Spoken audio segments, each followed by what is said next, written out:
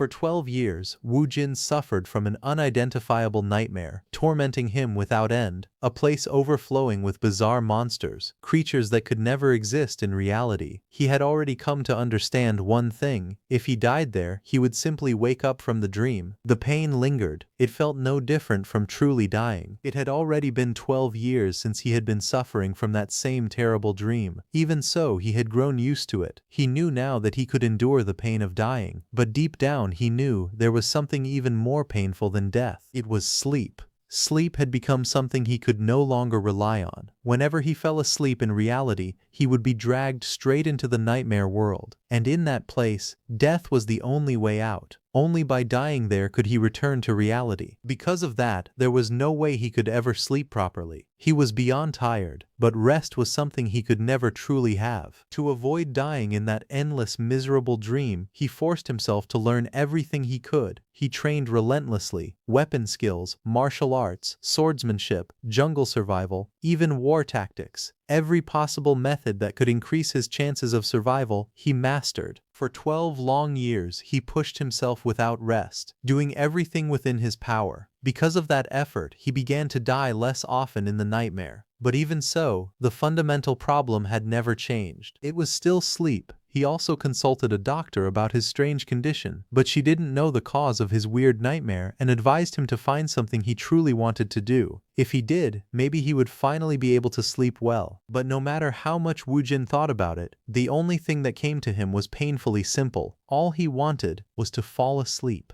Just once, he wanted to experience deep, peaceful sleep. He stood there in silence, his head slightly tilted back, eyes heavy with exhaustion. Then suddenly, something felt off. He froze, confused, as blood suddenly poured from his nose, dripping down his lips and onto his hand. A faint sound escaped him as his vision blurred. His eyes trembled, unable to understand what was happening. Darkness crept in, and in the next moment his body collapsed heavily onto the floor, lifeless, blood spreading beneath him. Then a strange sensation followed. His consciousness lingered, and a thought surfaced in confusion. His body felt light. For the first time in what felt like forever, that constant crushing headache had disappeared. Instead, a calm sensation filled him. It felt as if clean, fresh air was flowing into his chest and mind. Everything felt peaceful. It felt as though he had finally slept well. For the first time in 12 years, a thought surfaced in his mind, heavy with disbelief. He wondered if he had actually died. As his vision adjusted to the unfamiliar surroundings, another realization slowly formed. If that was true, then this place was the same nightmare world that had tormented him for 12 long years. And if he died here, there would be no returning to reality. From that moment on, he accepted it.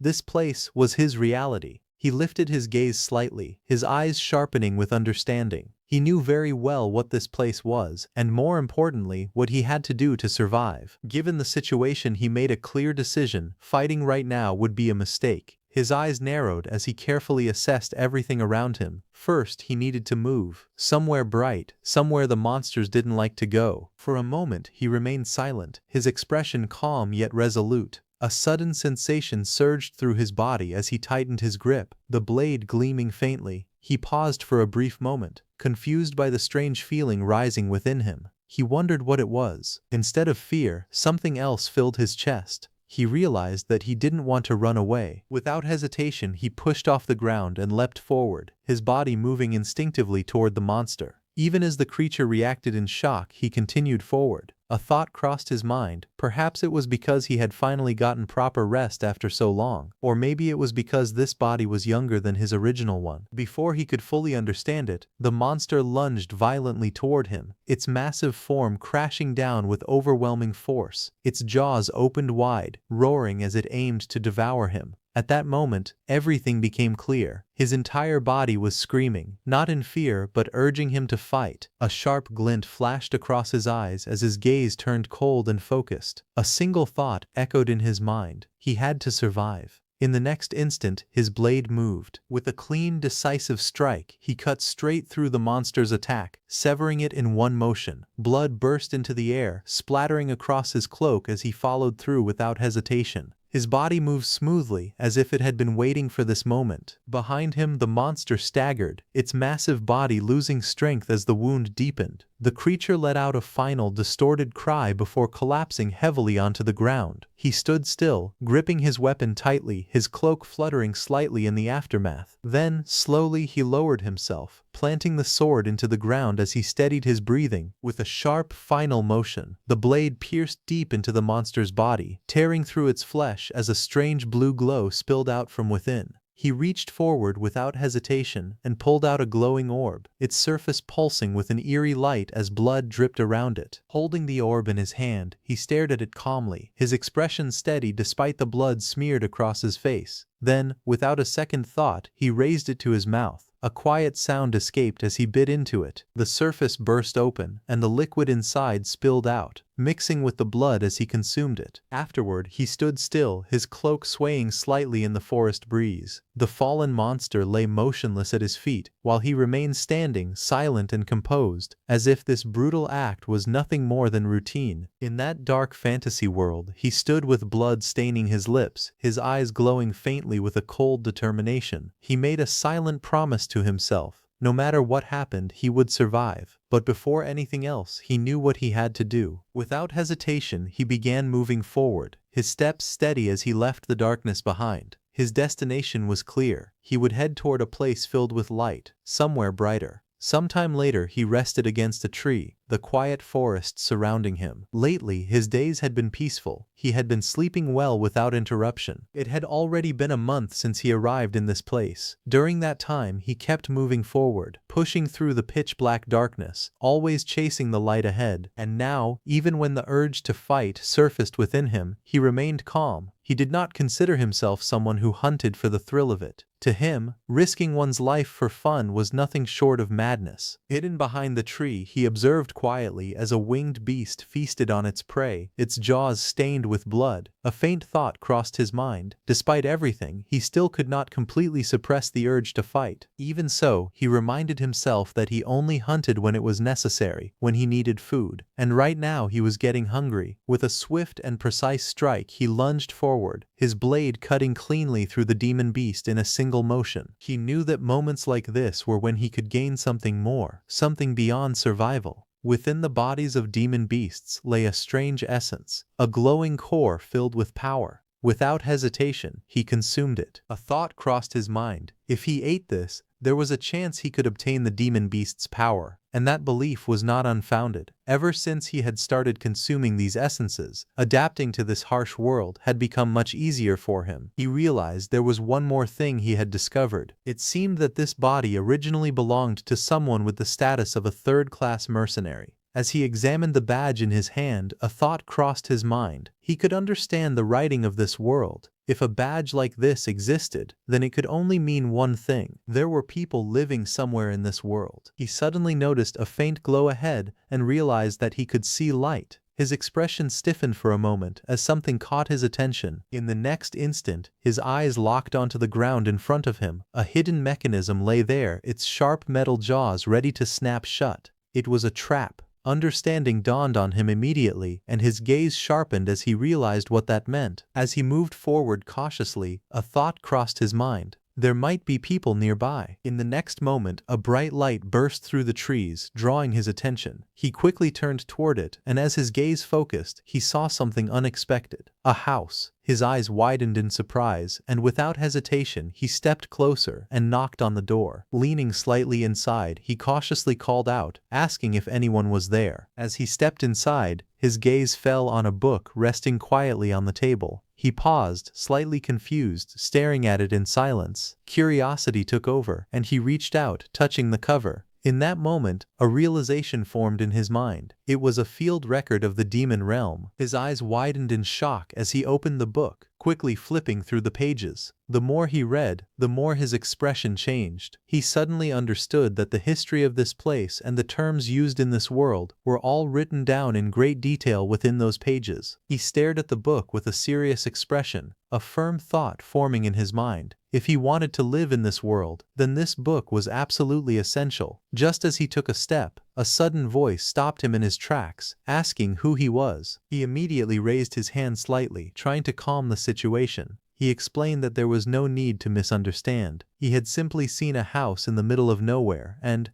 out of curiosity, decided to step inside. That was all. The old man's expression remained cold and unwelcoming. Without hesitation, he told him to leave, making it clear that he wanted nothing to do with him. Hearing this, Wu Jin did not argue. He simply nodded and calmly replied that he understood. He hesitated for a moment, his hand still resting on the book. Then, with a slightly awkward tone, he spoke up, saying that he wanted to read the book and asked if it could be lent to him. He added calmly that if payment was required, he was willing to pay. The old man's eyes narrowed as he questioned what he would do if he refused. For a brief moment, silence filled the room. Wu Jin's expression turned serious as a firm thought crossed his mind. He needed that book to survive here. His gaze hardened slightly. In the next instant, he made his decision. If it came down to it, he might even have to become a robber. In the next instant, his hand moved toward his weapon, gripping it firmly as his body tensed. At the same time, the old man raised his crossbow, aiming it straight at him without hesitation. The air between them turned cold and heavy, filled with silent, killing intent. Wu Jin observed him carefully, his gaze steady. He admitted inwardly that he did not know how strong the old man was. However, a faint confidence rose within him as he concluded that he did not think he would lose. The old man stared at him for a moment, then let out a quiet breath. Finally, he spoke calmly, remarking that no real robber would openly say that he wanted to read a book.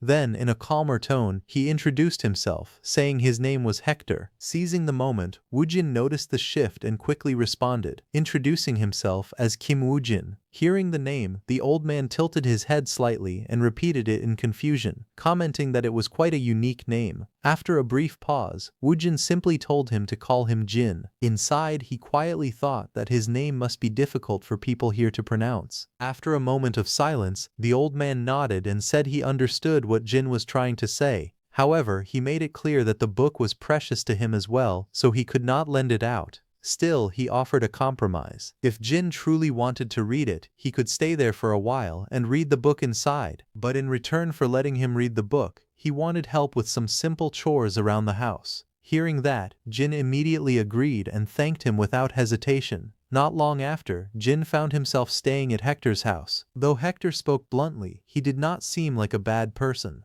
Later, Hector placed a bowl in front of him and told him to eat. Jin looked down at the food, slightly stunned. As he took a bite, a warm feeling spread through him. It had been a long time since he had eaten something like this. The food was delicious, and for a moment he even felt that Hector might be an angel. At daybreak, Hector prepared to head out for a hunt. Jin asked if he was going out again that day, and Hector calmly replied that it might take a while this time. He then revealed that he was going to take revenge on the demon beast that had killed his comrade. Jin watched him quietly, noticing the tension in Hector's expression. If someone as strong as Hector became serious just talking about it, then the enemy must be extremely powerful. As Hector walked out of the house, Jin silently concluded that the demon beast they were dealing with had to be incredibly dangerous. When Jin was alone, he spent his time reading the field record, carefully going through its pages. The stories within the record began with the Northern Empire. It described how the king of the Northern Empire, blinded by greed, laid his hands on the gate of the other world, an artifact said to hold the truth of all things and immense power. But from the moment he did so, everything changed. From that day onward, disaster began, and the powerful demon beasts that emerged from the gate of the otherworld quickly spread across the land, turning the entire northern region into a demon realm within just 9 years. In response, many human factions united and formed the Church Alliance. Together, they erected a massive barrier in an attempt to stop the spread of the demon realm. After reading this, he gently closed the book and fell into thought. He realized that the record contained a great deal of useful information, but something still felt incomplete. As he reflected further, he came to a realization. The deeper one ventured into the demon realm, the stronger the demon beasts became. On the other hand, the closer one moved toward brighter areas, the weaker those creatures seemed to be. Meanwhile, Hector moved swiftly through the forest, his body cutting through the wind as he ran at full speed. At the same time, Jin sat deep in thought, wondering just how far he had wandered into the demon realm. The question lingered in his mind as he tried to understand his situation. He began to question his own strength, unsure of how powerful he truly was in this unfamiliar place. Meanwhile, Hector continued forward without slowing down, his sharp eyes scanning the surroundings. In the distance, a group of demon beasts suddenly appeared, charging forward with ferocious intent. The ground trembled under their movement as they rushed toward him. In that instant, Hector reacted without hesitation. His feet slammed against the ground as he forcefully changed direction, narrowly avoiding the incoming attack. Dust and debris scattered as he slid across the ground, creating distance in a split second. Without wasting time, Hector drew his bow with precision. His movements were swift and practiced as he released multiple arrows in rapid succession. The arrows shot forward like streaks of light, cutting through the air toward the charging beasts. The beasts continued their assault, leaping forward with ferocity, but Hector remained calm. His attacks forced them to adjust mid-charge, disrupting their momentum. Even so, the pressure was overwhelming. Sweat formed on his face as he gritted his teeth, clearly feeling the intensity of the situation. Frustration slipped out as he muttered in exasperation, realizing that dealing with these relentless creatures would not be easy. So, without wasting any time, Hector rushed toward the house. However, as he was running toward it, he saw Jin step forward into his path,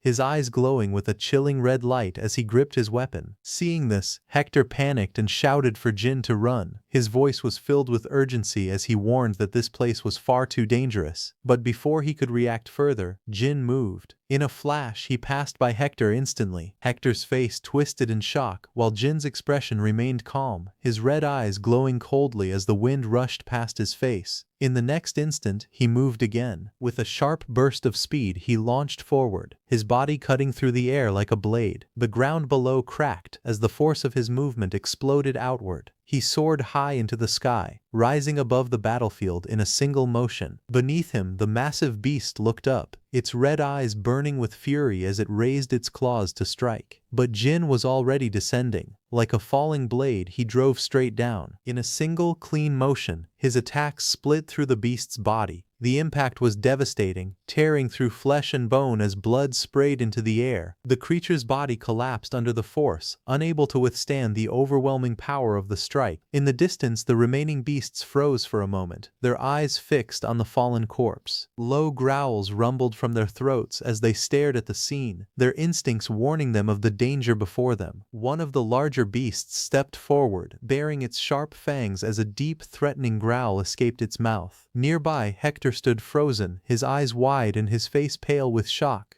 Sweat trickled down his face as he struggled to process what he had just witnessed. His lips trembled slightly as disbelief filled his expression. In his mind, he could not accept what he was seeing. Jin had taken down a werewolf in a single slash. Jin turned his head slightly, his expression calm and almost indifferent. A faint smile appeared on his face as he glanced at Hector and asked him if a demon beast like that could even be considered strong. Hector looked at Jin with a serious expression, his brows furrowed as he repeated the question in disbelief. He asked if Jin was really asking whether a werewolf was strong. His gaze sharpened as he answered his own question. He stated that a werewolf was strong, extremely strong. Jin listened quietly, his expression calm as he processed the answer. After a brief pause, he simply acknowledged it, understanding the weight behind Hector's words. Then, without showing any concern, Jin spoke in a steady voice. He said that, in that case, he would hear the details later, after he was done dealing with the rest of them. Ahead of him, a pack of werewolves emerged from the forest, their eyes glowing as they bared their fangs. The ground trembled slightly as they began rushing forward, closing the distance with ferocious speed. Jin stood alone, gripping his blade loosely, completely unfazed as the beasts charged straight toward him. Jin narrowed his eyes as he observed the pack in front of him. To him, they didn't look that tough. However, he quickly noted that there were around 40 of them. He understood that such a number was more than enough to get someone killed if they let their guard down. Instead of trying to fight them all head-on, Jin calmly formed a plan. He decided that he needed to take out the one that ranked second after the werewolf and crush their morale. His gaze sharpened as he focused on the target. It was the one with the unusually large build, standing at the very front. Jin identified it without hesitation. In the next instant, a fierce red aura erupted around him as he raised his blade high into the air. With killing intent surging, Jin locked onto his target. In his mind, the decision was already made. That one would be the first to die. A low, rumbling growl echoed from the massive beast as it locked its glowing blue eyes onto Jin. Jin's gaze sharpened in response, his red eyes flickering with cold focus. In that instant, both predator and hunter stared each other down in silence. The large wolf paused, its expression tightening as if sensing something unusual. A strange stillness passed between them, and for a brief moment it hesitated. The smaller wolves behind it looked confused, unable to understand what was happening. Then suddenly, the massive wolf was launched backward with explosive force. The pack froze in shock, their eyes widening in disbelief. A sharp, stunned reaction rippled through them. The massive wolf let out a furious, frantic bark, its voice echoing wildly as panic crept into its tone. All around, the pack froze, their eyes widened, bodies stiffening as an invisible pressure swept through the air. Leaves spiraled upward in a strange current, and for the first time, fear spread among the wolves. In the next moment, the formation broke. The wolves turned and ran. One after another they fled without hesitation, abandoning the battlefield as if escaping something far more terrifying than death itself. Hector stared in disbelief. He could hardly comprehend what he was seeing. The wolves, beasts known for their courage, had actually run away. Jin remained calm, his expression unchanged as he watched them retreat. He quietly noted that, at the very least, they were smart enough to understand the situation. The scene shifted to a quiet wooden house, where the werewolf's massive corpse lay stretched across the table. Hector calmly remarked that it was worth at least 40 gold coins. He explained that this was the bounty placed on the head of the werewolf that had just been killed. Jin looked at the body and asked if that amount was considered a lot of money. Hector nodded without hesitation and confirmed that it was. He added that,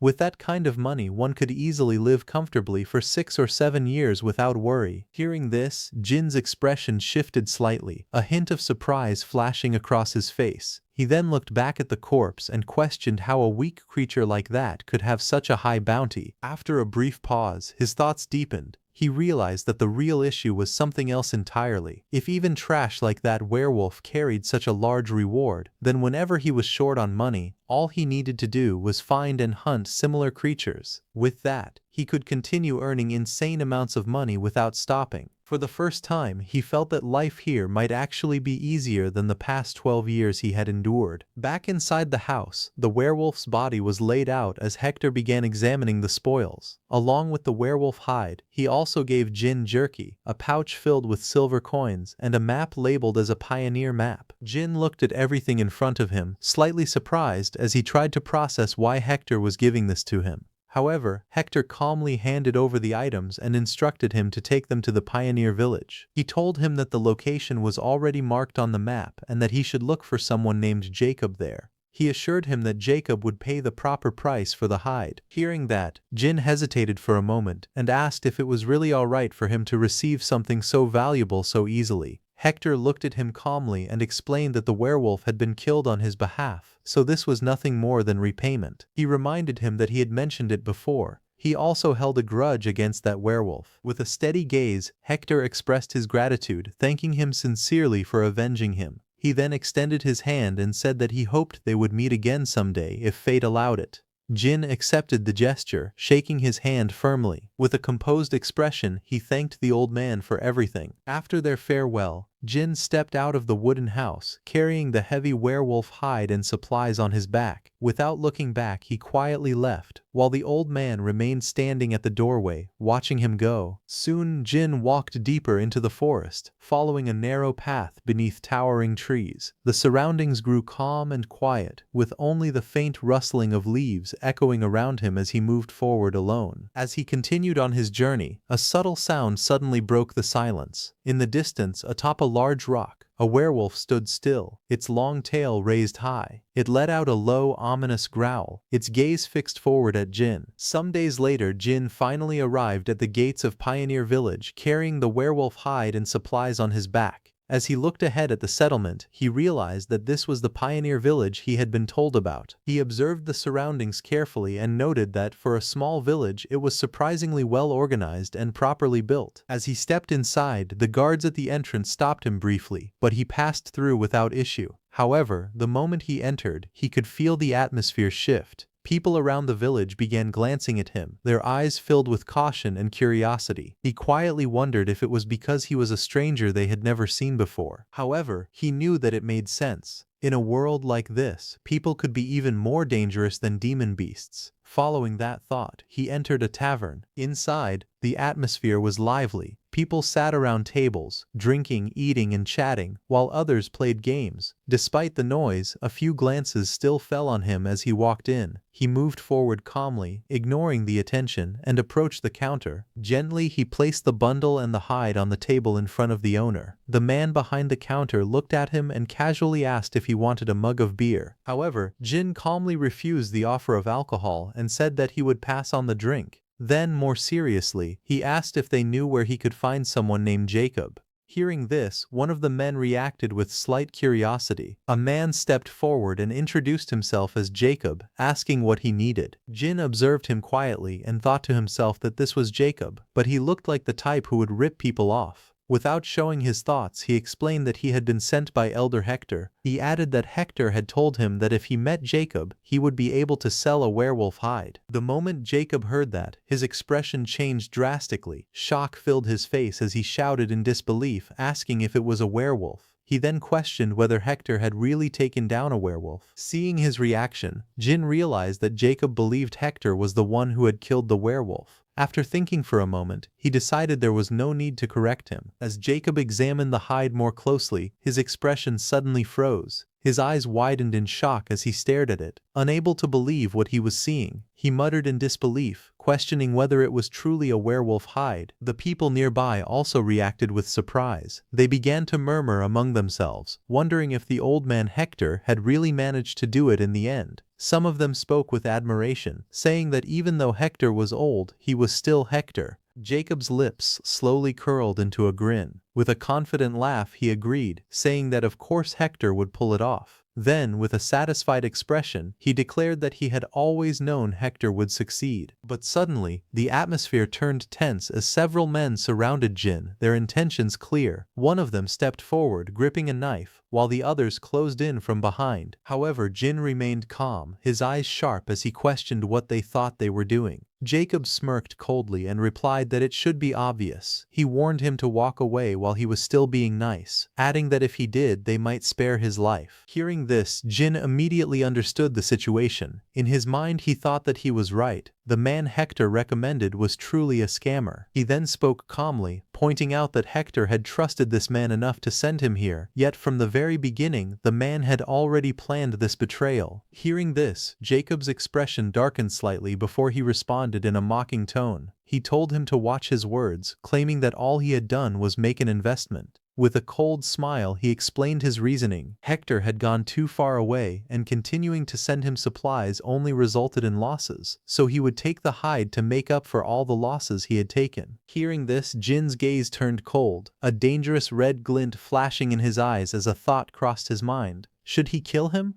For a brief moment, killing intent surged within him, but he quickly suppressed it. Even though the situation felt disgusting, he told himself that he could not kill someone over just a piece of hide. As he hesitated, one of the other men suddenly lashed out, throwing his drink straight at Jin's face. The liquid splashed across him as the man cursed, telling him he should be grateful that he was a nice guy. Then, with a mocking grin, Jacob added that the kid should stop overthinking things and just get lost. Jin remained silent, saying nothing as droplets of liquid slid down his face and cloak. Without a word, he turned his back and began walking away. Behind him, the sound of a mug hitting the ground echoed as it bounced and rolled across the floor. The surrounding men watched closely, their weapons ready, forming a loose circle as he passed through them without hesitation. Seeing this, Jacob, wearing the werewolf hide, smirked in satisfaction and praised it as a smart choice. But in the very next moment, his expression shifted slightly, confusion flickering across his face as something unexpected happened. As Jin walked away, he suddenly stopped and blocked the door, so no one could get out without his permission. Then he slightly turned his head. In a calm voice, he called out to Jacob. The werewolf-clad man paused, confused by the unexpected call. Jin's eyes turned cold as he spoke again, pointing out that if someone planned to cheat from the very beginning, then they should have aimed for the neck instead of striking the back of the head. Hearing this, Jacob let out a strained sound, momentarily stunned. Then his expression twisted as he mocked Jin, taking back his earlier praise and stating that he was not as smart as he thought. One of the men rushed forward with killing intent, shouting that a brat like him did not even know the value of his own life. The attacker swung his blade down with full force, confident that the strike would end everything in an instant. In that moment, Jin remained calm, standing still as if the incoming attack meant nothing to him. Jin's gaze turned colder, and deep inside a thought surfaced. Against scum like this, he would not feel any guilt, even if he killed them. The blade came crashing down, but Jin moved at the last second, evading the strike with precise timing. The attacker immediately followed up, gripping his weapon tightly and swinging again with all his strength. But as the weapon met resistance, his eyes widened in shock. He muttered in disbelief, realizing that the strike felt unnaturally heavy.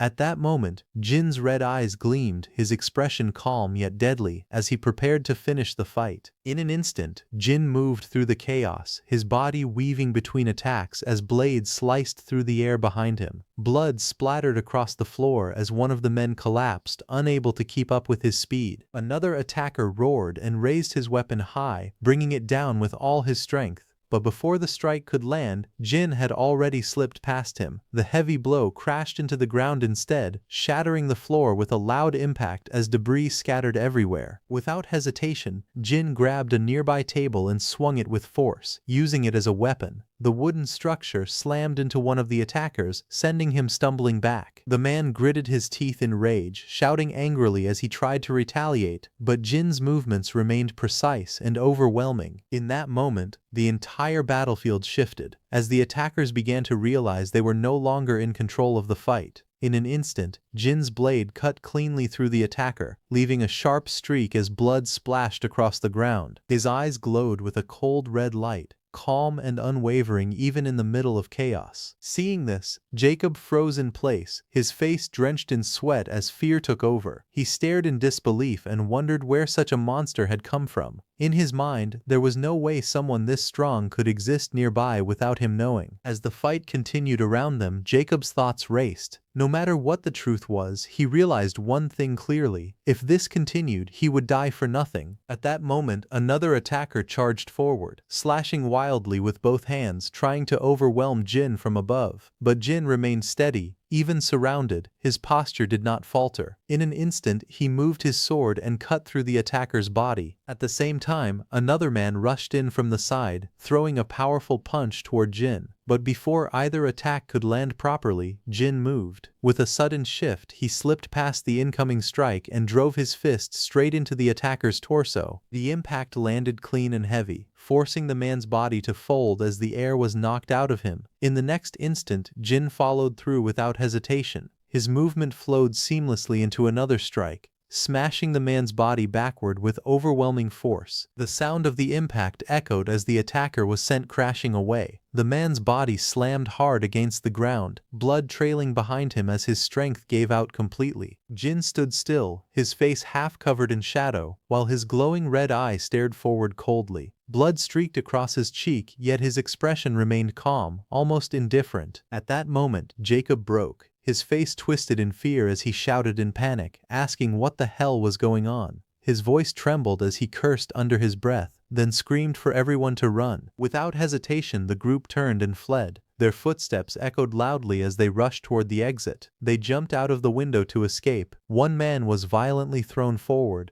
crashing through debris as pieces of wood and glass scattered around him. His body slammed hard onto the ground, rolling helplessly as the impact knocked the breath out of him. He struggled to lift himself. In the next moment, his expression twisted in horror as he realized the truth. He shouted that it was a red wolf. The beast stood before them, its glowing eyes filled with killing intent, its sharp fangs exposed as a low growl rumbled from its throat. Fear spread instantly among the men as one of them questioned how a demon beast like that could appear in the village. Before anyone could react, Jin also jumped out of the window and appeared behind them, his blade already drawn. Jacob froze, his hands raised instinctively in fear, unable to even comprehend how the distance had been closed so quickly. The others stumbled backward in panic, their bodies trembling as they tried to escape. But the presence of both Jin and the monstrous wolf crushed their will completely. The red wolf lowered its body, ready to pounce, while the men stood helplessly in front of it, their faces filled with despair. Seeing the wolf, Jin remembered that it was the same one that had attacked him before. The beast froze for an instant, its expression shifting as if it understood. A heavy silence followed. Jin's lips curled faintly as he spoke again, his voice cold and indifferent. He asked if the creature had come here because it wanted to die as well. At those words, the wolf's expression changed drastically. Its eyes widened, rage and shock surging through it as its body tensed. In the next moment, the beast growled deeply, its muscles tightening before it suddenly moved. With a sharp burst of motion, the red wolf leaped forward, its claws digging into the ground as it launched itself toward him. It rolled across the ground, letting out rough breaths and making soft sounds. Jin stood calmly in front of it, watching without moving, his expression unreadable. Nearby, the men stared in confusion, their faces filled with shock. None of them could understand what had just happened. Jin glanced at the beast and quietly wondered what was wrong with it, noting how strangely it was behaving, almost like a frightened mutt rather than a fierce demon beast.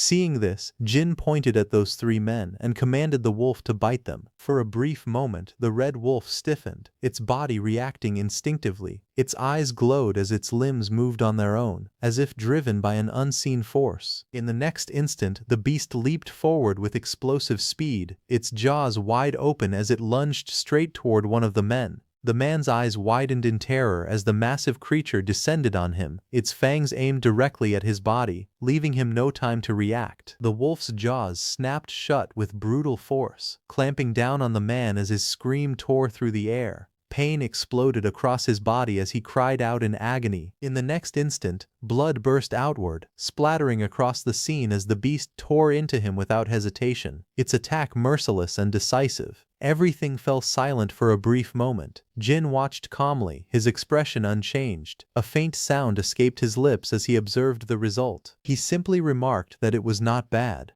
Jacob stood frozen as the beast brutally tore through and through his men's bodies. A cold wave of panic washed over him. His face turned pale, sweat dripping down as fear tightened his chest. His mind raced as he wondered what he should do. Realizing the danger, he quickly decided that he had to escape this situation first. Not far away, Jin watched the scene unfold with a calm and indifferent gaze. Seeing Jin, Jacob looked at him and thought that someone like him would calm down after just a few apologies. Overwhelmed by fear, he dropped to his knees without hesitation.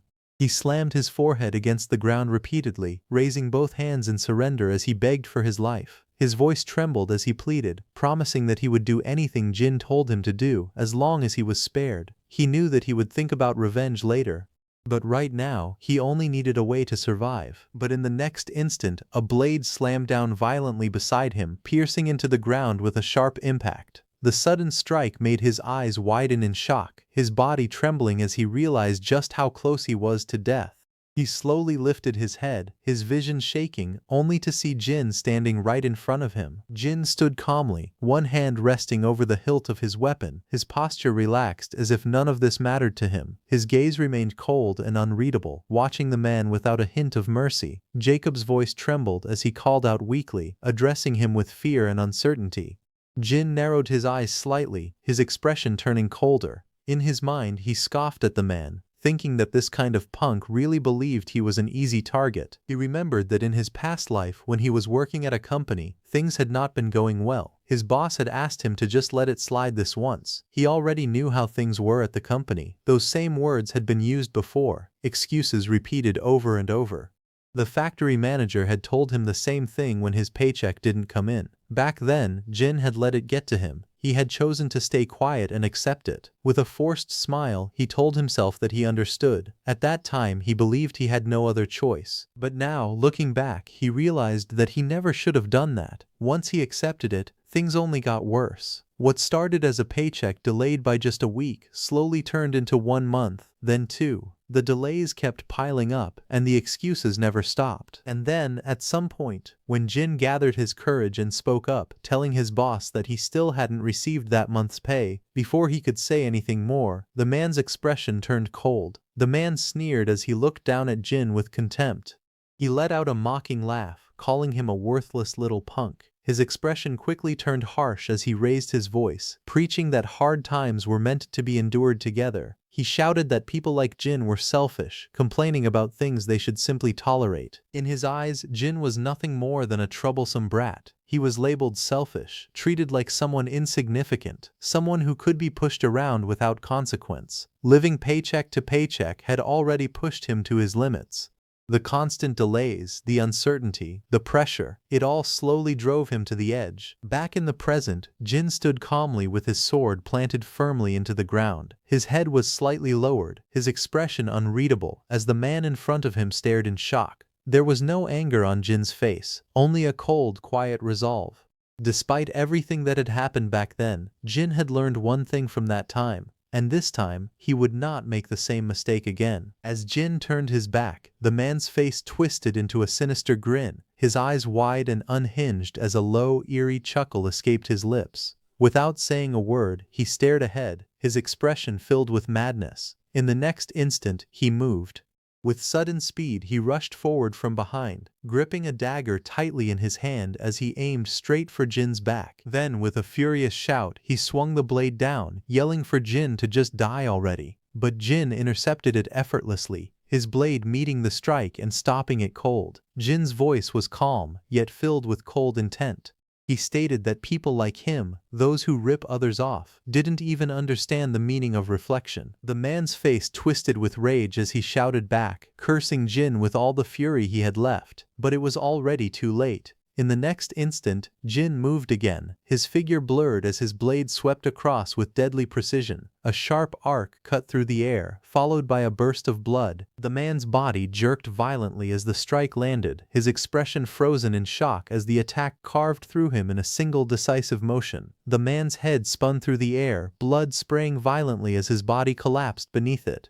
Jin stood still, his cloak fluttering slightly, his red eyes glowing coldly as he looked down at what remained. In this place, he made a silent resolve. He would never allow himself to be used like that ever again. The lifeless body fell heavily to the ground at his feet, dust rising with the impact. After a brief pause, Jin spoke calmly, saying that it was all right. He then turned his gaze forward, his eyes settling on the next target. A beast stood not far away, its body tense and alert. Jin looked at it without hesitation and stated that the next one was that mutt over there. It seemed to him that the beast had decided to follow him, at least for now. The creature lowered its head and dropped a small pouch onto the ground. As it landed, the bag opened slightly, revealing several gold coins shining inside. Jin looked at it and let out a quiet hum, his expression turning thoughtful as he observed the offering.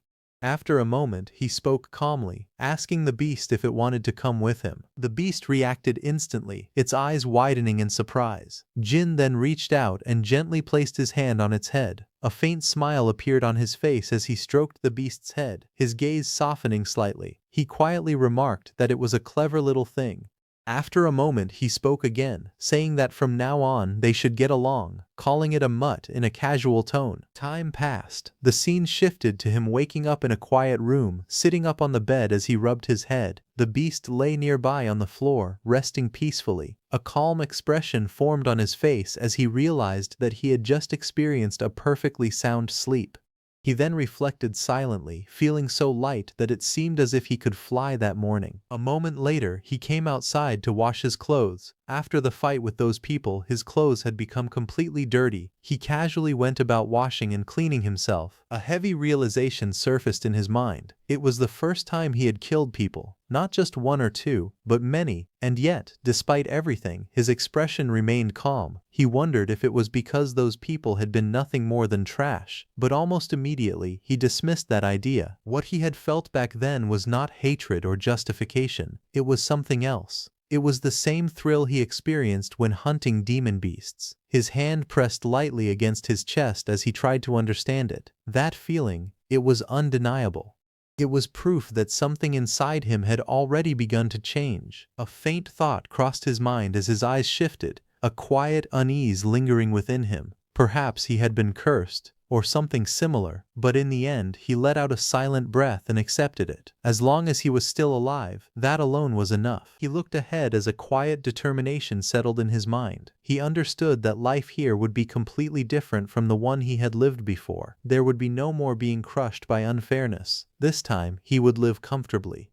With that thought, he chose to focus only on the present and simply enjoy what lay ahead. Soon he arrived at the 5th pioneer city, the massive walls standing tall before him. As he approached, he calmly decided that the first thing he would do was sell the hide he had obtained. Turning slightly, he told the beast to stay nearby in a place where people would not notice it. According to the field record, if he wanted to receive a demon beast bounty, there was only one place he needed to go, the Church Alliance. He looked around the city and recalled that this was a pioneer city. According to what he knew, the Church Alliance should be located here. As he adjusted his belongings, a thought crossed his mind. It felt a bit strange to keep calling the beast Mutt. Soon he arrived at a tall building that appeared to be the Church Alliance. Inside, a man lazily stretched in his seat. He stepped forward and asked if this was the Church Alliance. The man confirmed that it was and asked how he could help. Before anything else could be said, the heavy bundle he was carrying suddenly dropped onto the counter with a loud thud, startling the man. Without hesitation, he stated that he was there to collect a demon beast bounty. The man frowned as he examined the hide and said that it was just dog hide, warning that this was not a place to joke around. But as he looked closer, his expression suddenly changed. His eyes widened in shock as he paused and told him to wait a second. In the next moment, he realized the truth and shouted that it was werewolf hide. Stunned, he looked at him with disbelief and nervously asked if he had defeated it himself. Jin remained calm and simply confirmed that it was true. After confirming that Jin was the one who had hunted it, the man asked him to wait for a moment. After some time, the staff member returned and apologized for keeping him waiting. He explained that because the amount involved was large, they had taken extra time to verify that the hide was genuine. He then confirmed that it had indeed turned out to be real werewolf hide and placed a bag of coins in front of him, telling him that this was his reward and asking him to check it. Jin picked up the bag and looked at it thoughtfully, realizing that this amount of money was enough for him to live comfortably for 6 or 7 years. As he opened the bag and saw the gold coins inside, a subtle change appeared in his expression. He felt something unfamiliar, something different from the feeling he experienced while hunting. A faint smile formed on his lips as he understood it clearly. Money truly was a good thing. As Jin examined the coins, a hesitant voice called out, asking for his attention. He lifted his gaze slightly, his expression turning curious. The staff member, looking somewhat nervous, asked if he would be interested in taking on another job. He explained that there was something he wanted to request from him. Jin's lips curved into a faint, intrigued smile as he asked what kind of job he was talking about. The staff member then explained the situation. Recently, a demon beast had appeared at a nearby quarry and it had been causing serious trouble. Because of the beast, the workers were unable to enter the quarry at all. Since they could no longer mine bloodstone, money had stopped circulating in the city. The situation had grown so severe that the entire city was now on the verge of collapse, and the demon beast causing all this chaos was said to be even stronger than a werewolf. Despite the danger, he looked at Jin with confidence and admitted that he had a feeling Jin could handle it. Hearing this, Jin asked calmly what kind of demon beast it was. The man then revealed its name, Mad Skull, and described it with a serious expression. He added that there was a bounty of 70 gold coins placed on it. At that moment, Jin's expression shifted slightly as recognition flashed through his eyes. He recalled reading about Mad Skull in a field record, realizing that this was no ordinary beast. He recalled his past encounter when he had fought one before. The creature, known for its hard skull, possessed terrifying durability and overwhelming aggression. It was a demon beast far more brutal than a werewolf, with strength and toughness on an entirely different level. Understanding this, he acknowledged that it was no surprise the creature had been causing so much trouble. He remembered his first battle against it. Back then, defeating it had taken an entire month. Throughout that grueling process, he had faced death again and again, nearly 28 times, before finally overcoming it. The man looked at Jin seriously and asked if he would be able to hunt the demon beast. Jin remained silent for a moment, his expression calm and unreadable as he thought about it. Then a faint smile appeared on his face.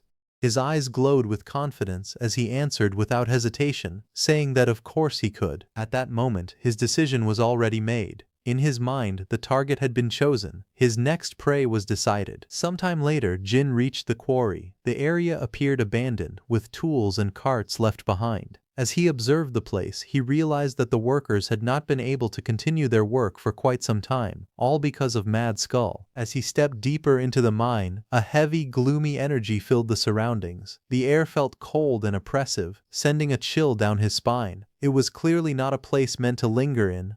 Understanding the danger, he decided that whatever he came here to do, he must finish it as quickly as possible. As he moved further inside, suddenly someone called him from behind, asking him to wait. Jin turned slightly, confused, only to see a group of men approaching him. One of them stepped forward, raising his hands as if to stop him. The man spoke firmly, asking him to respect the order.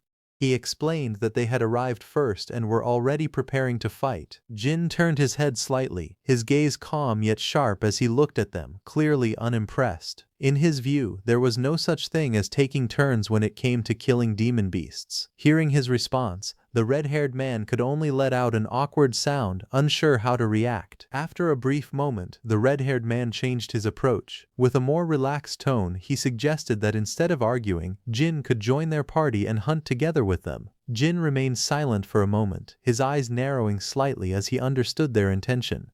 They were trying to recruit him. He thought it through calmly. If he waited for his turn and that mercenary group succeeded first, it would only waste his time. However, starting a fight with them just to decide who would go first would be pointless. After weighing the situation, he came to a conclusion. Even if he had to split the reward, it might be more efficient this way. At the same time, one of the mercenaries whispered nervously to their leader, warning that if they kept splitting the reward further, there might be nothing left for them.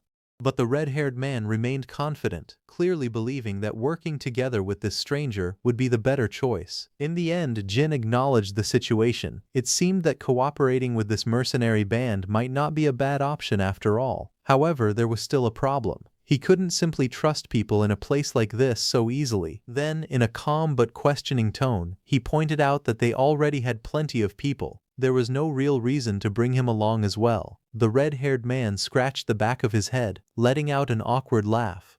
He admitted that it was a bit embarrassing to explain, but he made his stance clear. To him, safety mattered more than results, and having Jin join them would make things much easier. With a confident smile, he added that Jin seemed strong. Hearing that, Jin's eyes narrowed slightly. He could see through it. Just moments ago they had been trying to assert dominance, but now they were suddenly polite. It was the typical behavior of people who only respected strength. Turning his head slightly, he questioned them calmly, asking what made them so sure that he was strong. The red-haired man answered calmly, explaining that if Jin weren't strong, there was no way a wolf would be following him like that. Hearing this, Jin was momentarily surprised and quickly turned his gaze. Not far away, the wolf Jin had asked to hide was indeed there, staying close. Nearby, a blonde woman gently held the creature's face, speaking with admiration. From what she knew, wolf-type demon beasts were extremely independent. Even the Church Alliance had never been able to tame them. Seeing one follow a person so obediently was truly astonishing. Jin's expression stiffened slightly as realization struck him. He remembered clearly telling that mutt to stay hidden,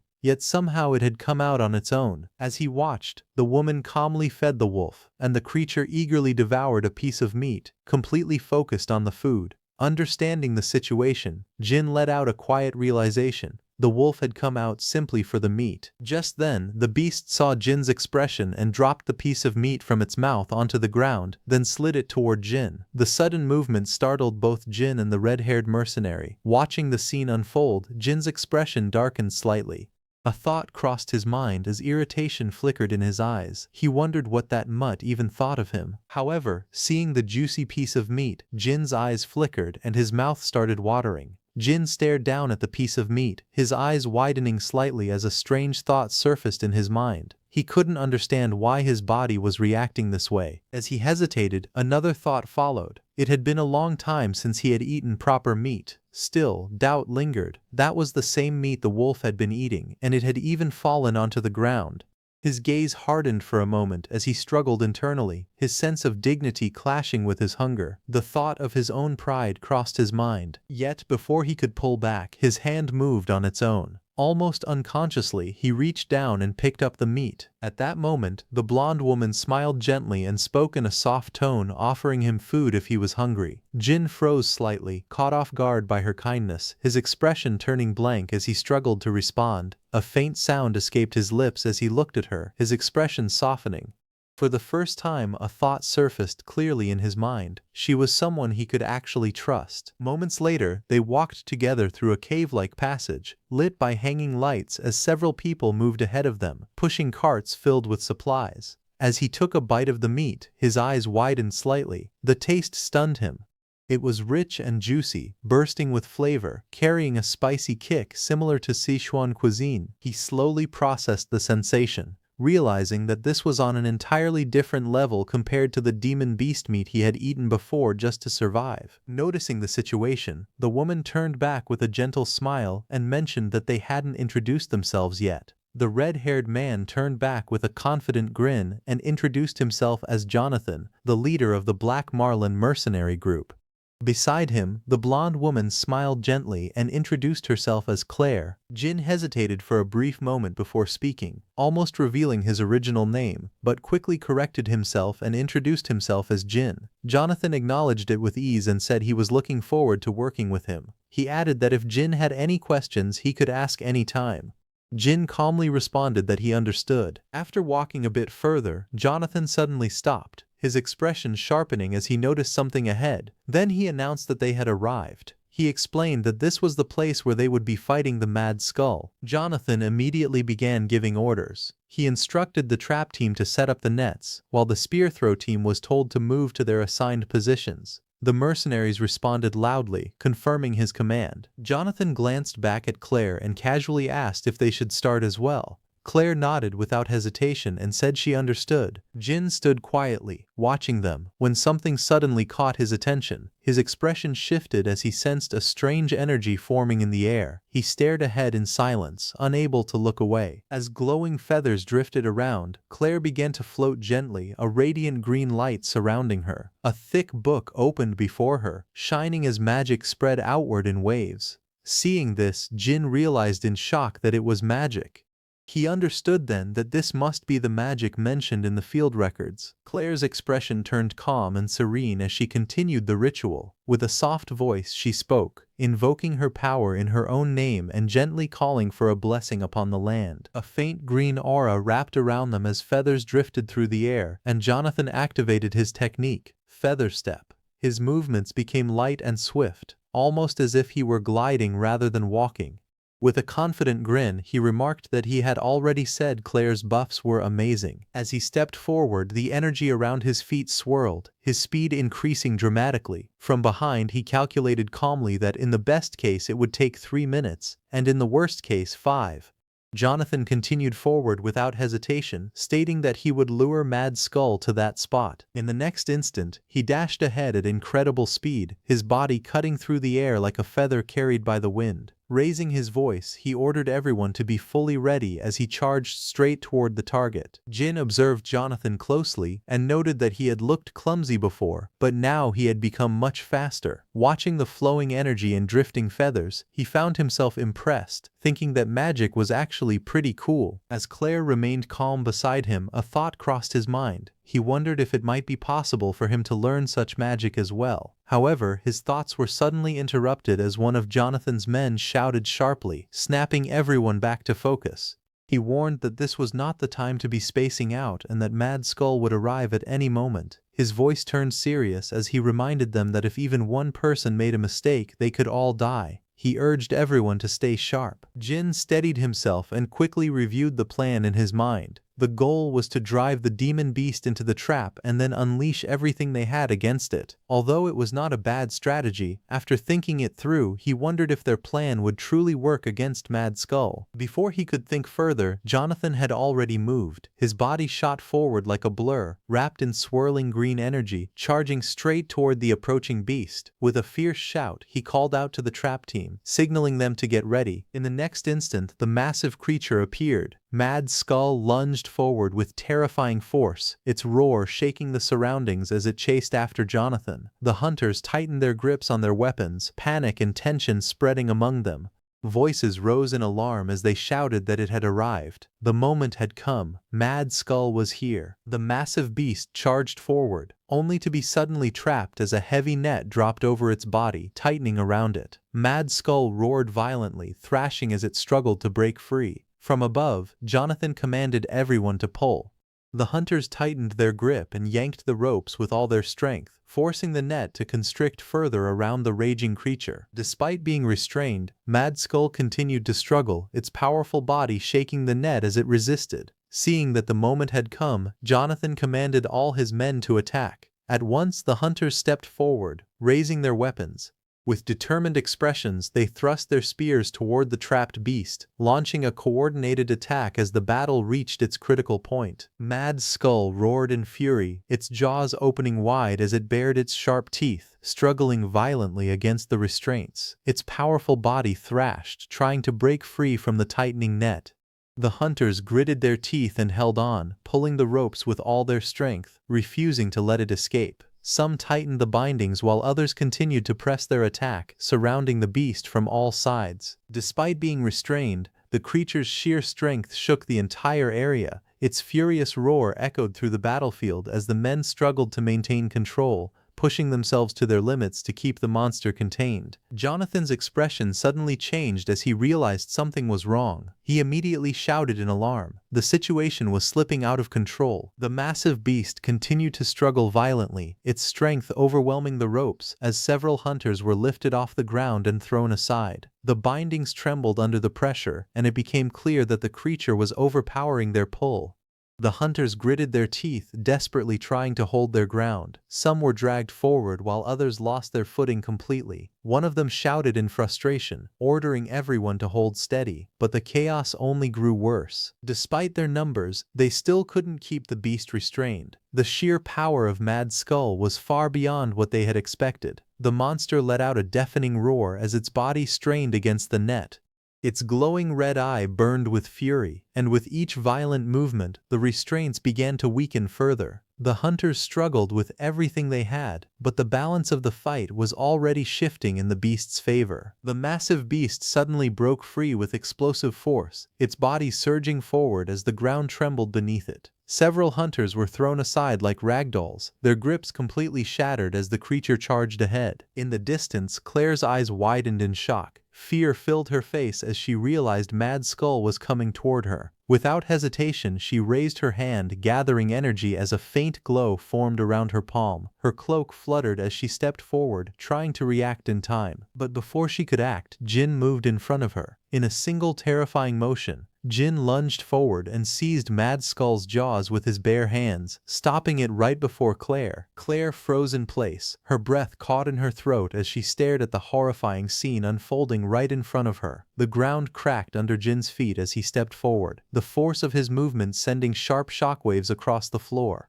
Dust and debris scattered as he braced himself, gripping tightly against the massive tusk that swung toward him. His face tightened with effort as he pushed back, refusing to be overwhelmed. The beast leaned in closer, its glowing red eyes locked onto him, its breath heavy and violent as it pressed forward with terrifying strength. Behind him, Claire reached out in panic, her voice filled with urgency as she warned that Jin was in danger. But Jin did not turn. His expression remained calm, almost indifferent, as he quietly told her not to worry. The beast loomed right in front of him, its presence overwhelming, its killing intent suffocating the air around them. Yet Jin's lips slowly curled into a confident smile. He had already figured it out. He knew exactly how to hunt the Mad Skull. Mad Skull charged forward like a raging storm, its massive horns tearing through the air as it aimed straight for its prey. Jin did not move back. At the last second, he stepped in and grabbed both of Mad Skull's horns, stopping the monstrous charge head-on.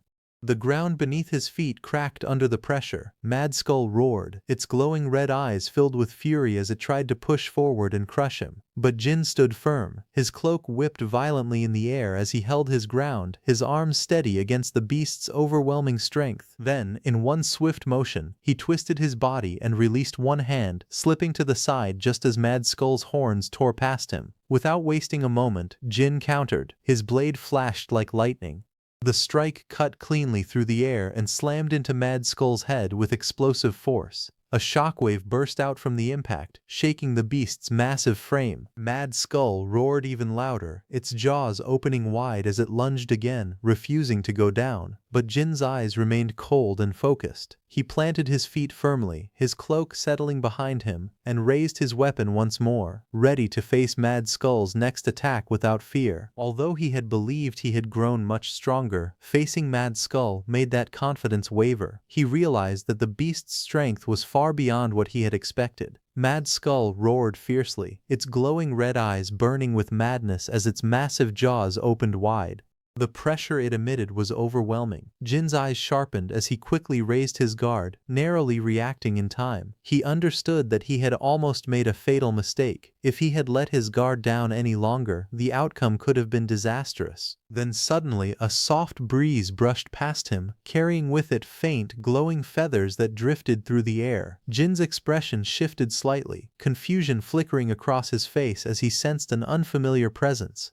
Before he could react, Mad Skull lunged forward again, its enormous body crashing down with unstoppable force. At that exact moment, Claire rushed in from behind, casting a buff on him and telling him that she would help him. As the glowing feathers swirled around him, Jin felt a sudden change in his body. The heaviness that had been weighing him down disappeared, replaced by an unexpected lightness.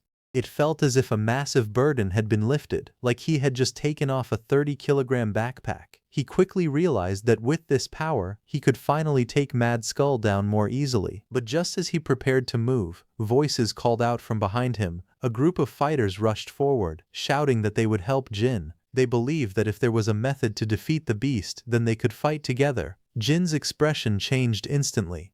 Without hesitation, he turned back and shouted at them to stop. He told them not to come any closer. The group froze mid-step, their faces filled with confusion and tension, unable to understand why Jin was pushing them away at such a critical moment. Jin moved forward, his cloak flowing with the current of energy. For now, he made his decision. He felt more comfortable fighting on his own. With a sharp burst of speed, he dashed ahead, closing the distance between himself and Mad Skull. The beast's massive frame turned toward him, its red eyes locking onto its target as it prepared to charge again. Jin's gaze remained steady. He knew there were only a few things that truly mattered in this fight. To hunt Mad Skull, it was not about brute force alone. It was about understanding its nature. If he kept those key points in mind, then at the end of the day, no matter how terrifying it looked, Mad Skull was still just a pig. And a pig could be hunted. Jin moved swiftly through the air, his body light and responsive under the effect of the buff. As he observed Mad Skull below, he began analyzing its movements with calm precision. He noted that the beast's straight-line charge was incredibly fast, almost impossible to outrun head-on. Mad Skull roared and slammed into the ground with tremendous force, tearing through the terrain as rocks and debris scattered in every direction. Its massive body skidded forward, struggling to regain control after the impact. That was the weakness. While Mad Skull's charge was powerful, it was terrible at changing direction once it committed to an attack. The moment it rushed forward, it became vulnerable. Jin understood the strategy instantly. The first step was simple: use that flaw to pin its legs down. As he descended, the energy swirling around him intensified, feathers drifting through the air as his movements became even sharper. For a brief moment, Jin wondered if this overwhelming agility was truly the power of the buff. Jin moved like a blur, his body flowing effortlessly through the air as the buff enhanced every step. Watching Mad Skull struggle to keep up, he realized that the beast could no longer match his speed. It was time for the second step. Jin focused on Mad Skull's massive tusks, long curved blades that resembled greatswords. He observed their position carefully and understood that they functioned much like a human's arms, but those tusks were far too hard to cut through with his weapon. So instead, he aimed for the true weak point, the nose. In a swift, decisive motion, Jin's blade flashed forward, slicing cleanly across Mad Skull's face. Blood burst out instantly as the strike landed. The beast let out a piercing, agonized squeal, its entire body recoiling from the sudden pain. Its eyes twisted in rage and shock as it thrashed violently. Jin remained composed. He knew the pain from that wound would only worsen with every movement the beast made. The more it struggled, the more it would suffer, and soon it would no longer be able to keep attacking. He surged forward with unstoppable momentum. In a single fluid motion, his blade carved through the monster's flesh, drawing a violent spray of blood. Before the creature could even react, another strike followed, cutting deeper and faster, each blow landing with precise intent. The attacks came one after another, leaving Mad Skull no room to breathe, no time to recover. Jin's eyes remained cold and focused as he pressed forward. From that moment on, he made it clear, Mad Skull would not get a single chance to attack. Standing amidst the splashing blood, Jin's lips curled into a faint, confident smile, as if the outcome of the battle had already been decided. Just then, the group rushed out in alarm, their footsteps quick and tense. As they stepped outside, they were met with a scene of destruction, broken structures, scattered debris, and the aftermath of a fierce battle. Shock spread across their faces. They wondered what had happened out there, but without wasting time, they decided to find Jin first. Before they could move further, a red wolf stopped them. Their eyes widened in confusion as they tried to understand what it was. Both of them froze, their expressions filled with shock as they stared at the creature. The beast then let out a loud roar, its presence overwhelming, as if warning them not to interfere. The girl hesitated, wondering if the red wolf was telling them not to butt in. Just then, they noticed Jin coming outside. Seeing him, relief and disbelief filled their expressions. They exclaimed that Jin had made it back alive and quickly asked what had happened to Mad Skull. Jin looked at them calmly. Then, without hesitation, he told them that Mad Skull was no longer there. Confusion spread among the group as they struggled to understand his words. Jin's gaze remained firm as he added that now, it was just pork. Their eyes widened as they turned to look at the massive fallen body of the beast lying on the ground, lifeless. Shock quickly turned into amazement. They could hardly believe what they were seeing, questioning whether he had truly done it alone. None of them had ever heard of anyone taking down Mad Skull solo, and the realization left them completely stunned. Just as they were celebrating, the red wolf suddenly noticed something, letting out a weak, trembling sound as if something was not right. Jonathan nearby turned toward it, confusion flashing across his face as he tried to understand what was happening. At that moment, a deep rumble echoed from the tunnel. The ground seemed to vibrate as something massive began to emerge from the darkness. Slowly, another Mad Skull stepped out, its eyes glowing red, its tusks sharp, and its presence far more menacing than before. It let out a loud, piercing squeal, shaking the air around them. The realization hit instantly. Jonathan shouted in shock that it was Mad Skull. There was another one. Without hesitation, his expression hardened as he gripped his weapon tightly and shouted for everyone to get ready for battle. However, before they could charge at it, Claire suddenly stopped them, telling them to wait as she noticed something unusual about the beast. She pointed out that the creature had babies with it. From behind the massive body, two small pig-like creatures appeared, letting out soft squeaking sounds as they looked around nervously. The large beast lowered its head and gently nudged its young, letting out soft, protective grunts as the little one squeaked beside it. From a distance, the group watched as the creature slowly began to move away, guiding its babies carefully. Jonathan frowned slightly and wondered aloud if the beasts were trying to leave. Claire observed the scene quietly and suggested that they had likely planned to raise their young in that place. Hearing this, he admitted that he felt a bit conflicted, but at the same time he was relieved to see that the creatures were leaving peacefully. After that, the scene shifted to the 5th Pioneer City, where the streets lay calm and still. Inside a tavern, the atmosphere was completely different. The group had gathered around a table, celebrating their successful hunt. Jonathan raised his voice with excitement, praising everyone for their great work and expressing how happy he was. He proudly declared that they had taken down Mad Skull without anyone getting seriously hurt. With a wide grin, he announced that it was now time for the highlight of the hunt. He enthusiastically described it as the joy of labor and the reward of their hard work, calling for the moment of settlement. The room instantly erupted in cheers. The others raised their fists and shouted in excitement, their voices filling the tavern as they celebrated their victory together. As the rewards were placed on the table, Claire looked at the bags of coins with surprise. She wondered aloud if the reward was not supposed to be only 70 gold coins, noting that the amount in front of them looked far greater than that. Jonathan laughed confidently and explained that it was all thanks to him making a bit of a fuss. He told them that there had not been just one mad skull, but two, along with their babies. Since the situation had been far more dangerous than what they had originally been told, he had negotiated for a higher reward.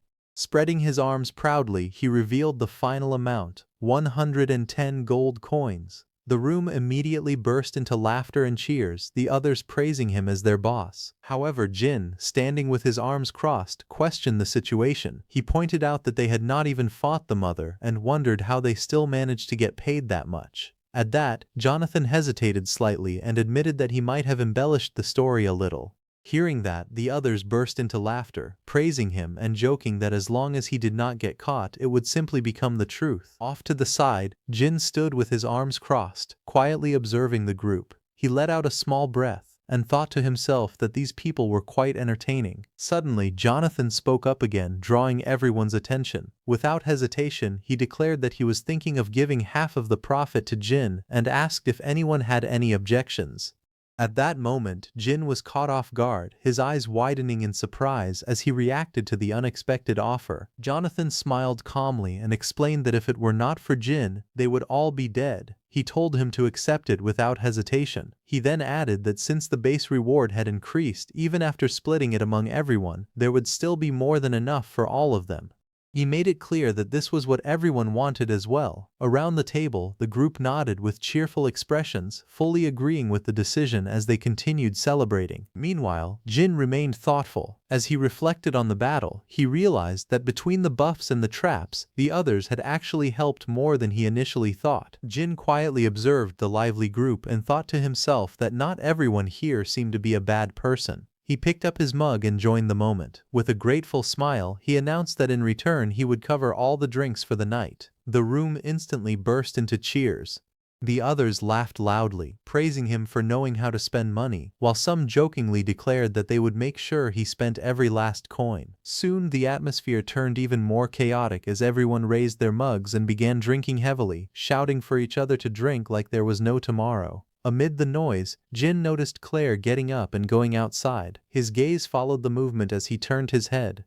Looking toward her, he called out and asked where Claire was going. Without stopping, Claire calmly replied that she was going to train her magic. Jin looked slightly surprised and questioned her words, wondering what she meant by magic training. Later that night, he found her outside, sitting quietly under the open sky. Claire remained still, her eyes closed as a faint blue aura surrounded her body. The energy flowed gently around her, as if responding to her breathing, creating a calm yet powerful presence. Watching from a distance, Jin realized that she must be exhausted. Even so, she continued training right after returning from a dangerous hunt. He couldn't help but feel impressed by her dedication, thinking that she was truly amazing. Leaning against a tree with his arms crossed, he kept observing her in silence. The soft glow of magic reflected in his eyes as he quietly muttered to himself, thinking about magic. After a moment, a thought crossed his mind. As he continued watching Claire's steady control over the flowing energy, he wondered if he should try learning magic as well. The next day, Claire looked at Jin with surprise after hearing that he wanted to learn magic. Without hesitation, she agreed and confidently told him that she could teach him herself. Jin was quietly surprised hearing this, as he did not think that she would accept far more easily than he expected. However, Claire revealed that she had already been planning to give him a gift anyway. She reminded him about the moment when Mad Skull had charged at them. Unlike certain people who only cared about themselves, Jin had stepped forward and saved her life. Because of that, she declared that teaching him magic was the least she could happily do for him. Nearby, Claire complained that if the mercenary group that cared more about fighting than protecting their own mage had asked for such a favor, she would have immediately refused. But Jin was different, and she repeatedly nodded while praising him. However, hearing these words, Jonathan quickly rejected the idea of rushing the training, telling Claire that Jin could not learn magic in just a single moment. He reminded her that they only had 2 days before leaving this town. However, Claire suggested that Jin should simply travel together with them, but Jonathan immediately rejected the idea. He argued that a powerful demon beast hunter like Jin had no reason to wander around with ordinary mercenaries like them. Placing a hand on Jin's shoulder, he declared that a truly brave wolf was always better off alone, and it would only insult someone as extraordinary as Jin if people like them tried to accompany him on such a grand journey. Jin listened quietly with a blank expression. Deep inside, he could only think that none of it was true. In reality, he did not really have anywhere to go. At the same time, he found it strange how the mercenary kept speaking dramatically, somehow making it sound as if Jin was already part of their group. After thinking for a moment, Jin decided that perhaps lying a little would make things easier. He calmly asked Jonathan where they were headed next. Jonathan answered that they were traveling to the 4th Pioneer City because he had heard rumors about a massive job waiting there. Hearing that destination, Jin's eyes shifted slightly. Coincidentally, that was also where he had been planning to go. With a calm voice, Jin admitted that he had intended to head toward the 4th Pioneer City as well, and asked if it would be alright for him to come along with them on the journey, and that he could simply learn magic while traveling along the way. However, his excuse sounded so forced that even Claire and Jonathan immediately realized how terrible the lie was. Even so, both of them secretly celebrated, feeling that they had successfully convinced a powerful ally to join their side.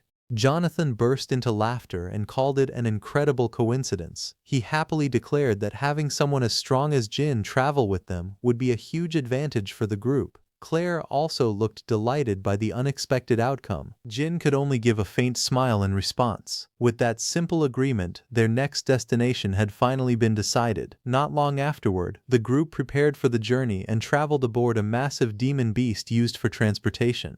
The enormous creature slowly moved through the forest paths while carrying supplies and passengers on its back. The creature was known as a Taresk, a demon beast specially bred as a transport animal. Among all demon beasts, it was considered one of the rare few that humans had successfully managed to tame and use for travel. As Jin walked beside the enormous Taresk, he quietly observed the giant creature with curiosity. He recalled reading about the beast in field records before, but seeing it in person was completely different. The massive demon beast was far larger than he had imagined. From the way the mercenaries used it to carry cargo and people, it was clear that humans treated it like a pack animal instead of relying on horses. Just then, Jonathan cheerfully called for everyone to start moving, reminding the group that they still had a long road ahead of them. With that, the journey toward the 4th Pioneer City officially began. As time passed during the trip, Jin quickly realized that learning something entirely new was far more difficult than he expected. Night after night, he continued practicing under Claire's guidance, trying to understand the basics of magic.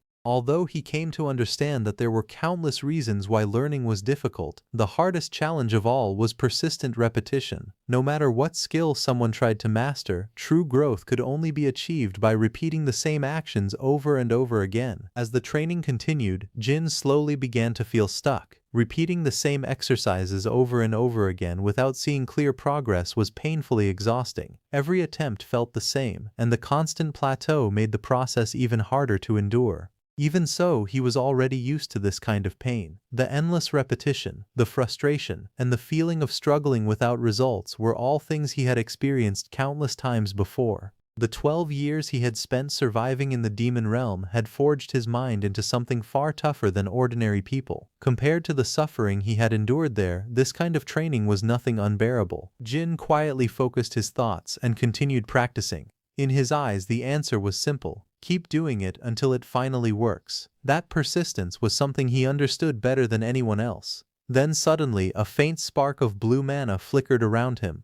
Jin's eyes widened slightly in surprise as the glowing energy slowly responded to his control for the very first time. The moment the faint blue energy responded to Jin's control, Claire became excited. She quickly told him that he had finally succeeded in sensing magic. Hearing that, Jin looked at the glowing mana with surprise.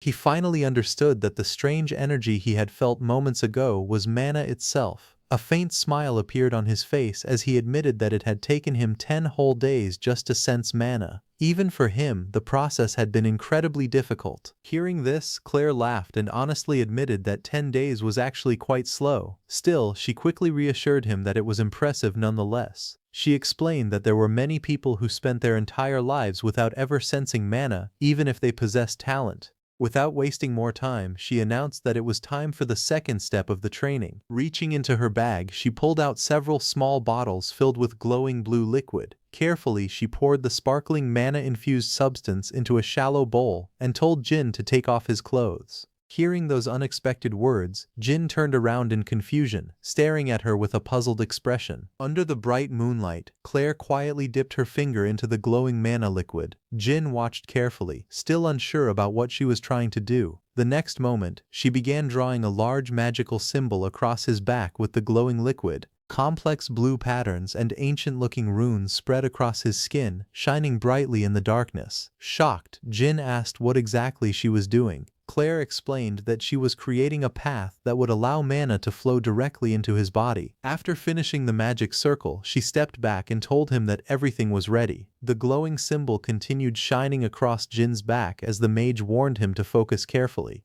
She explained that she was about to infuse his body with magic, so he needed to pay close attention to how the mana felt once it entered him. Jin took a deep breath and quietly nodded, telling Claire that he was ready. The glowing magic circle on his back immediately began to shine brighter as Claire activated the spell. A powerful surge of blue mana suddenly poured into his body. Energy rushed violently through him as streams of light surrounded his entire figure. Jin's eyes widened in shock while the mana spread across every part of his body like raging currents. The sensation was completely different from the faint mana he had sensed earlier. This power felt far stronger and far more intense. He could clearly feel a thick and overwhelming energy moving through him. It was heavier and denser than blood itself, spreading through every corner of his body. Just then, Claire asked Jin if he could feel the mana now. Sitting within the swirling blue energy, Jin slowly nodded and admitted that he could clearly feel something flowing throughout his entire body. Hearing his answer, Claire explained that he had just taken his very first step toward becoming a magic user. She revealed that magic was divided into 3 basic stages. The first stage was sensing mana, the second was containing that mana within the body, and the third was using that stored mana to cast magic itself. Since Jin had already succeeded in sensing mana, Claire decided it was time to move on to the next stage. She carefully controlled the flowing mana and began guiding it deeper into his body toward his heart. She instructed Jin to imagine it like holding his breath. She told him to focus and create a container inside his body where the mana could be stored safely. Jin focused intensely as sweat dripped down his face, trying to prepare his body to store mana. The energy flowing through him felt overwhelming, yet he continued concentrating without stopping. Seeing that he was ready, Claire declared that it was time to begin. Instantly, a massive surge of blue mana erupted around Jin. A glowing magic circle spread across his back as streams of energy burst upward like blazing flames. The pressure of the mana grew heavier and heavier while the surrounding air trembled violently. As Claire guided mana into Jin's body, strange visions suddenly appeared before her. In the darkness, horrifying insect-like creatures emerged, consuming other creatures. Glowing eyes stared directly at her while black shadows spread across the void like ink. The monstrous creatures screeched eerily as if trying to invade her mind. Seeing these horrifying visions, Claire felt a chilling sense of danger. Her eyes widened as an ominous feeling spread through her heart. Before she could fully understand what was happening, the mana around them began to spiral violently. Her mana was being absorbed directly into Jin's body. Sweat rolled down her face as panic filled her expression. She understood that if this continued, every bit of her mana would be completely drained away. However, before Claire's mana could be fully drained away, the red wolf intervened and lifted her body away, saving her. Sweat rolled down Claire's face as a thought crossed her mind. She wondered if the beast had stepped in because it sensed that she was in danger. Just then, Jin finally regained his senses and noticed Claire's exhausted condition. Shock filled his expression as he immediately called out her name. He quickly moved toward Claire and asked if she was all right after seeing how exhausted she looked. Claire was still breathing heavily, sweat running down her face as she tried to process everything she had just witnessed. In a shaken voice, she revealed that what she had seen was an inner world. She explained that an inner world was the form created by a person's power and nature, appearing like a world of its own. Depending on the kind of life someone had lived, the shape of that inner world would also become different. As Claire remembered the terrifying scene she had witnessed inside Jin's inner world, her expression slowly turned pale. Countless ominous eyes and monstrous creatures filled that dark world, radiating an overwhelming sense of dread. She could hardly believe that something so horrifying could exist within Jin's inner world. Claire stared at Jin with a serious expression and asked him to be honest with her. She asked Jin if he had ever eaten an inner core. Jin looked confused by the question and asked Claire what an inner core was. Claire then explained that an inner core was the crystal that only existed inside demon beasts. Hearing that explanation, Jin immediately realized what she meant. Calmly, he told her that she was referring to demon beast essence. Without thinking much of it, he admitted that he had eaten it before. The moment those words left his mouth, Claire's eyes widened in complete shock. She grabbed him by the shoulders and shouted in disbelief, asking if he had truly eaten inner cores. Her voice trembled as she urgently demanded to know when he had eaten them and just how many he had consumed. Jin scratched his head casually and explained that he had started eating the inner cores while hunting demon beasts. Since then, he had continued consuming them constantly for nearly 10 years. As for the number, he admitted that it was probably in the thousands, no, perhaps even tens of thousands. The moment Claire heard that, her face turned pale with shock. Jin looked at her in confusion and asked if there was some kind of problem. Claire immediately shouted that there was obviously a problem. Trying to calm herself, she explained the terrifying truth behind inner cores. According to her, whenever a human consumed inner cores, there were only two possible outcomes. They would either die or transform into a demon beast themselves. Hearing those words, Jin's eyes widened as a cold chill ran through his body.